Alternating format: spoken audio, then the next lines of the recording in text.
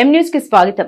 మండపేట రైతు బజార్ వద్ద వేంచేసుకున్న శ్రీ విజయదుర్గ అమ్మవారి ఆలయం వద్ద ఈ రోజు శుక్రవారం కావడంతో ఆలయ కమిటీ సభ్యుల ఆధ్వర్యంలో ఆలయ అర్చకులు పిచ్చుక రాజు అమ్మవారికి ప్రత్యేక పూజలు నిర్వహించారు. అనంతరం పట్టణానికి చెందిన బండారు అప్పారావు వరాలమ్మ వారి కుటుంబ సభ్యుల సహకారంతో ఆలయం వద్ద ఆలయ సేవకులు బండారు కామరాజు తమ ఆలయ కమిటీ సేవకులతో కలిసి 400 మందికి అన్నదానం నిర్వహించారు.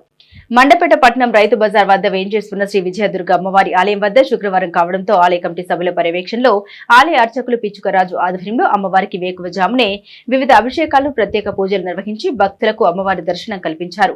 అనంతరం మహిళలచే కుంకుమ పూజలు నిర్వహించారు. భక్తులు అధిక సంఖ్యలో తరలివచ్చి అమ్మవారిని దర్శించుకుని పూజలు చేసి తమ మొక్కులు తీర్చుకున్నారు.